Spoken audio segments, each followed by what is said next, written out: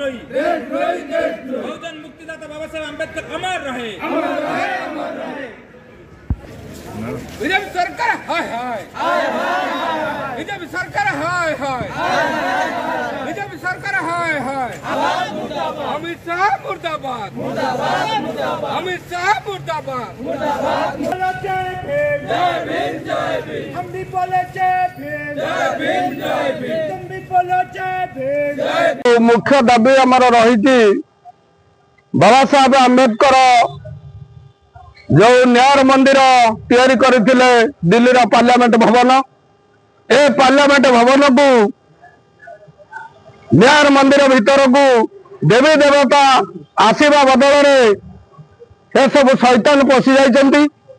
तेणु ये जो शैतान मान पशिंट ये सारा भारतर 140 कोटी लोकों जो मनुवादी शासन भार लदी दौरान से आमे बहुजन समाज, दलित, आदिवासी, पछुआ वर्ग एवं संख्यालघु समस्त मनरे गोटे बाधा आसी।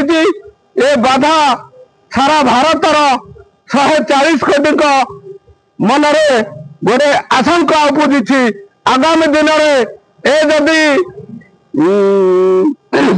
बीजेपी सरकार ए समाज आउ 5 वर्ष रहे आगु सब मनुवादी शासन में लिप्त करदेव।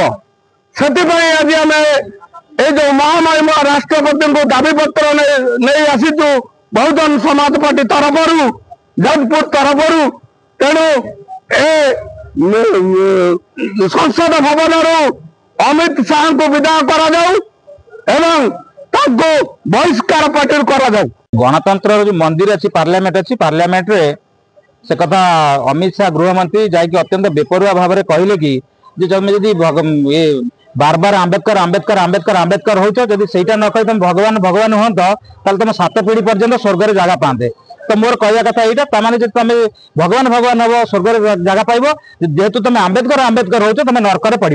तेज आमर से स्वर्ग नरकर कथा आमको भय स्वर्गर लोभ देखा दरकार नहीं कि नरकर भय देखा दरकार नहीं। आम जो मर्त्य मंडल अच्छु ये छात्र शिक्षा दरकार अच्छी, बेरोजगार रोजगार दरकार अच्छी, दरदाम आकाश छुआ यही सब कथा को नियंत्रण करने को अमित शाह आवश्यकता अच्छी। गृहमंत्री हिसाब से मणिपुर जलुची, मणिपुर कथा बुझार अच्छी, बांग्लादेश में निरीह हिंदू मान अत्याचार होची से कथा भी बुझार अच्छी। से न बुझे आंबेडकर जो वक्तव्य बेपरुआ वक्तव्य देले से आम महामहिम राष्ट्रपति उद्देश्य जिलापाल दाबीपत्र देलु कि राष्ट्रपति तुरंत बरखास्त करंतु मंत्रिमंडल।